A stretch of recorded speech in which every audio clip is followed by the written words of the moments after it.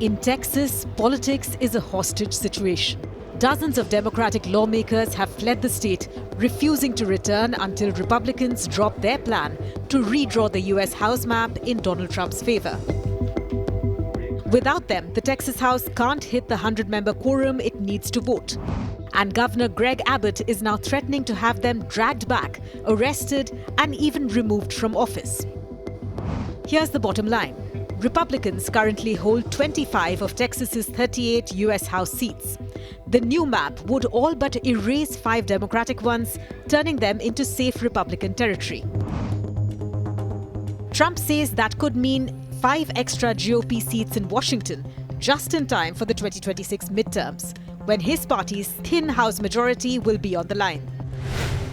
The plan targets blue strongholds: Austin, Dallas, Houston, and South Texas, splitting communities, diluting Black and Latino voting power, and forcing some Democratic incumbents into primaries against each other. One Houston district would swing 15 points towards Trump. Another Austin-based seat gone entirely. More than 50 Democrats bolted from Austin. Most landed in Chicago, where Illinois Governor J.B. Pritzker rolled out the welcome mat.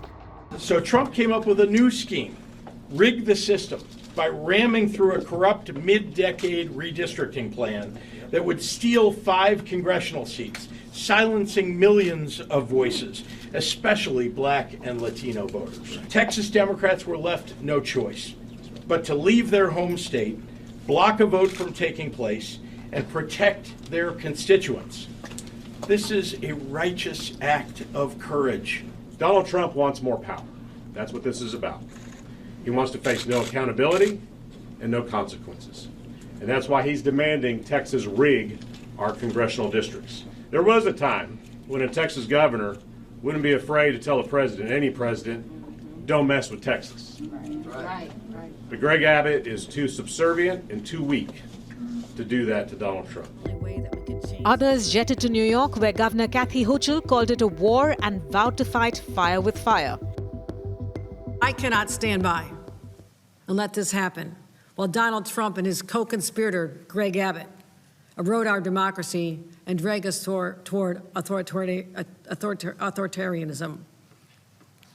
Now, what Texas and Republican states are doing at the direction of Donald Trump, I say is nothing short of a legal insurrection against our capital. Legal meaning they're using the legal process. Does not mean it's legal, and it must be stopped. If Republicans are willing to rewrite these rules to give themselves an advantage, then they're leaving us no choice. We must do the same. A smaller group ended up in Boston for a legislative conference. Abbott's arrest warrants only apply inside Texas, so outside state lines, the lawmakers are untouchable. But the governor's threats have escalated. $500 a day fines, felony charges for raising money to pay those fines, and even legal removal from office. Experts say removal is legally shaky. Abbott says Texans don't run from a fight. Democrats say they're running to save democracy. This age-old political trick is called gerrymandering. If your party is in power, you redraw the map to pack the other party's voters into as few districts as possible, or scatter them so thin they can't win anywhere. It's perfectly legal under federal law.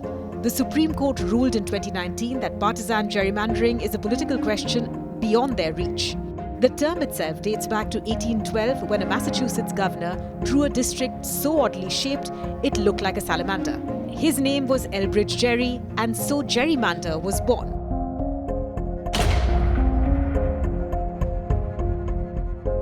Redistricting usually happens once every 10 years after the census.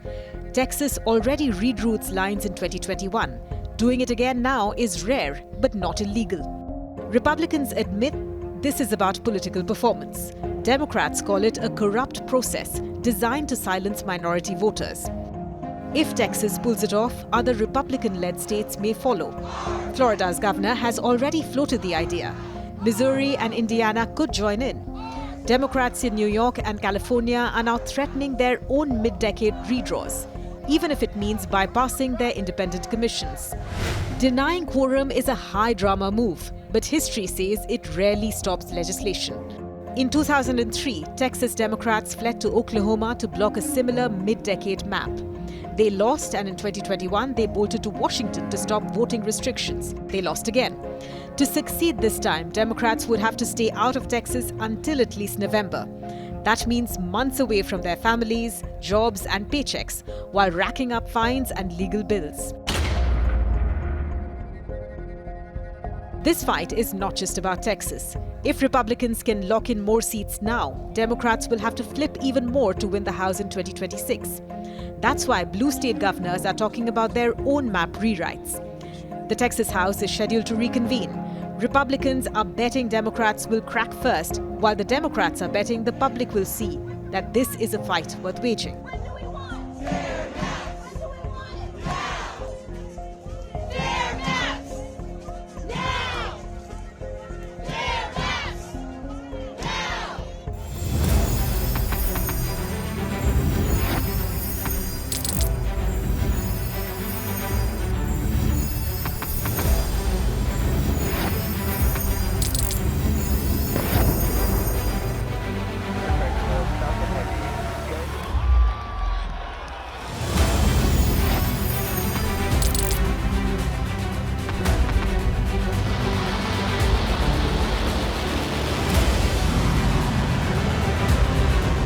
Been fighting so long and so hard that they don't know what the they're doing.